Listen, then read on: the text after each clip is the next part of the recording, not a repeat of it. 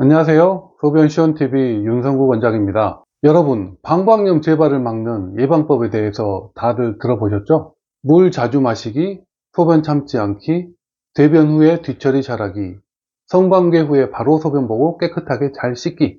유튜브를 보면 여러 선생님들께서 흔히 이런 내용들을 말씀하시는데요.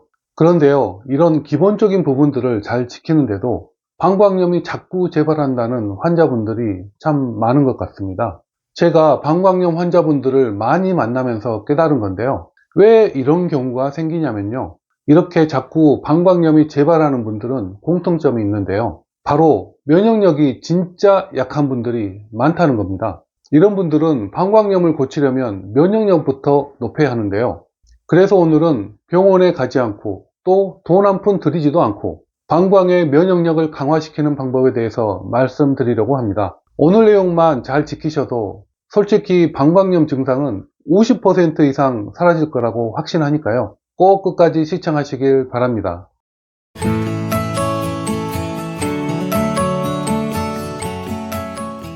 방광 면역력을 강화하는 첫 번째 방법은 소화 기능을 회복하는 것입니다. 사실 임상에서 환자분들을 진찰하다 보면 방광염 환자분들 중에 소화가 잘 안 된다는 분들이 진짜 많습니다. 진짜 원래부터 소화 기능이 약하셔서 좀 뭘 잘 못 먹으면 바로 체하고 설사하고 하는 분들이 많습니다. 또 어떤 분들은 원래는 그렇게 소화 기능이 떨어지고 하는 경우는 아니었는데 방광염 때문에 소염제나 항생제를 자주 먹다 보니까 점점 소화 기능이 떨어지게 되었다는 분들도 있습니다. 아무튼 소화 기능이 떨어지게 되면은 몸에서 에너지를 만들어내지를 못하게 됩니다. 그래서 방광에 염증이 생겼을 때에도 이런 부분을 제대로 대처를 못하게 되는 거죠. 방광염으로 염증이 생겼다면 여기에 면역세포가 가서 세균을 없애주고 또 염증이 생겨서 손상된 세포가 있으면 이런 걸 빨리 복구해주고 치료해줘야 하는데요. 처음부터 소화흡수가 잘 안 되니까 면역물질을 만들어낼 재료부터가 부족해지게 되는 거죠. 그래서 몸이 차갑고 잘 체하고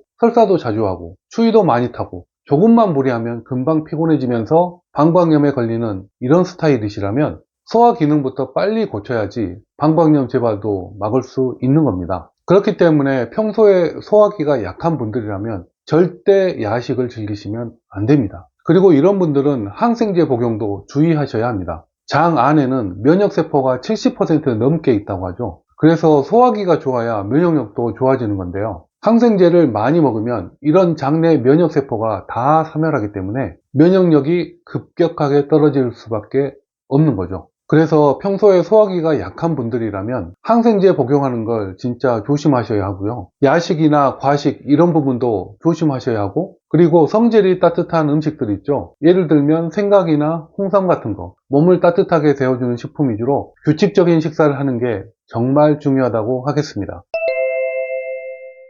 방광 면역력을 강화하는 두 번째 방법은 잠을 잘 자는 것입니다. 잠을 잘 자는 것이 방광염이랑 무슨 상관이 있냐고 의아해하실 분들도 있을 겁니다. 그런데요, 한의학적으로 보면 심장의 열이 방광에 영향을 미치는 경우가 참 많습니다. 한의원에서 환자분들을 봐도 방광염에 자주 걸리는 분들 중에 신경이 굉장히 예민하고 스트레스로 힘들어하는 분들이 있습니다. 이런 분들이 하시는 말씀을 들어보면 신경만 썼다고 하면 바로 방광염에 걸린다고 하죠. 그런데 이게 과장이 아니라요, 진짜 그런 분들이 많습니다. 심장에 열이 생기면 이 열이 소장으로 전해지고요, 소장으로 넘어간 열이 바로 방광으로 다시 전해지면서 방광염에 걸리게 되는 거죠. 그래서 이런 분들은 심장의 열을 잘 다스리는 게 중요한데요. 그러려면 가장 좋은 방법 중에 하나가 잠을 잘 자는 겁니다. 잠을 잘 자면 심장의 열이 안정이 잘 되기 때문입니다. 그리고 잠을 잘 자면 자는 사이에 NK세포라고 하는 면역세포가 만들어지기도 하고, 또 잠을 잘 자면 그 사이에 염증 수치도 떨어진다고 하죠. 그래서 밤 11시부터 새벽 3시 사이에는 꼭 잠을 자도록 하는 것이 정말 중요하다고 하겠습니다.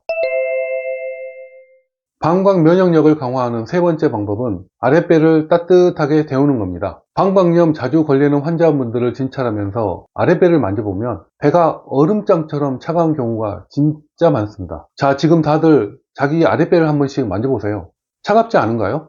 정상이라면 아랫배는 따뜻해야 병이 없습니다. 그러면 이렇게 물어보시는 분들도 있을 겁니다. 방광에 염증이 생긴 거니까 방광이 뜨거운 거 아니냐? 그런데요, 이렇게 만성 방광염으로 방광염이 자꾸 재발하는 경우는요, 한의학적으로 보면요, 그 염증은 진짜 열이 아니라 허열이라고 해서 가짜 열이라고 봅니다. 그래서 허열이 있을 때 소염제나 항생제 같은 차가운 약을 쓰거나 약국에서 파는 용담사간탕 같은 차가운 약을 자꾸 먹게 되면요, 원래 차가웠던 방광이 더 차가워지게 되는 겁니다. 특히 한의학에서는 이런 부분을 굉장히 경계하죠. 그렇기 때문에 방광염이 자꾸 재발하면 재발할수록 아랫배를 따뜻하게 관리하는 게 진짜 중요한 겁니다. 차가운 데에 앉는 것도 조심하시고요. 옷도 특히 보온이 잘 되도록 주의하셔야 합니다. 그래서 아랫배를 따뜻하게 하는 방법으로 좋은 게 족욕이나 반신욕 같은 겁니다. 좌운도 좋고요. 임상 연구에서도 보면 체온이 1도만 올라가도 면역력이 5배 이상 증가한다고 하죠. 족욕이나 반신욕을 하면 아랫배 쪽으로 혈관이 확장되면서 혈액순환이 잘 되게 되는 거죠. 그러면서 면역세포도 잘 공급되고 더불어서 영양분도 배달이 잘 되니까 방광염에 걸려도 금방 회복할 수가 있게 된다고 생각하시면 되겠습니다. 그래서 평소에 반신욕을 하시려면 배꼽 아래까지 따뜻한 물로 몸을 담그시고요. 날마다 한 20분 정도씩 하시면 적당하다고 하겠습니다.